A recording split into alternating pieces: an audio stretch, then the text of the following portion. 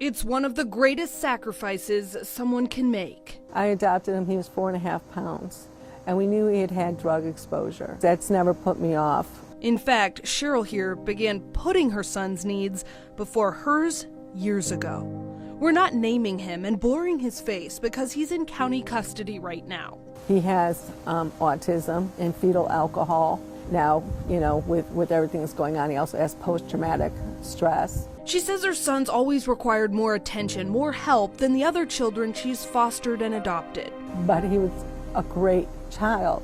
As her love grew for him over the years, so did the mental health concerns. Yeah, he feels rejected. I know he does. Cheryl says she recently lost custody of her 15-year-old because he became violent and too much to handle. I could not keep him safe, and I couldn't keep society safe. I can't stop him either.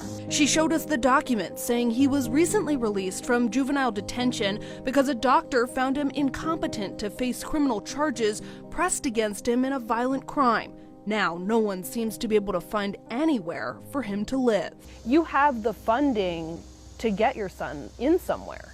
Yes, I mean, it would be through the Department of Human Services, but they've already agreed. They've been looking. Because of his severe mental health challenges and violent tendencies, residential care facilities have denied taking him in. Well, he should be locked up. I mean, in all honesty, he needs it to protect himself. He needs it to protect you. Instead of a secure facility, though, he's in and out of here, often staying the night in the county's Jane Edna Hunter building downtown. It's not a treatment center. It's not a residential home. It's an office building where social workers do their jobs. You're saying that their safety could be at risk.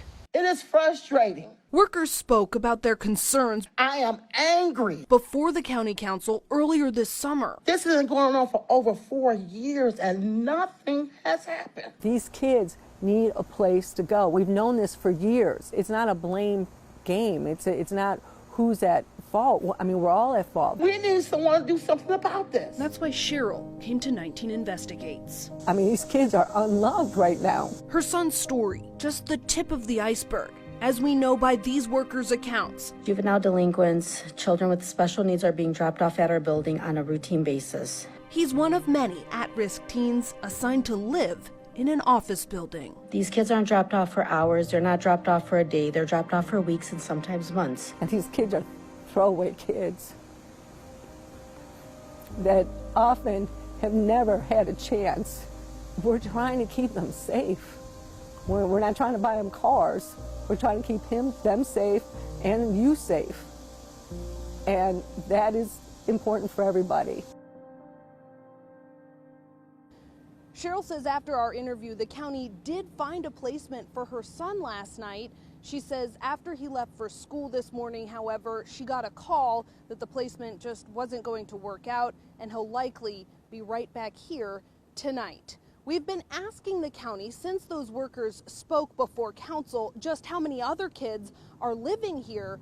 We're still waiting on that answer more than a month later. Hannah Catlett, 19 News.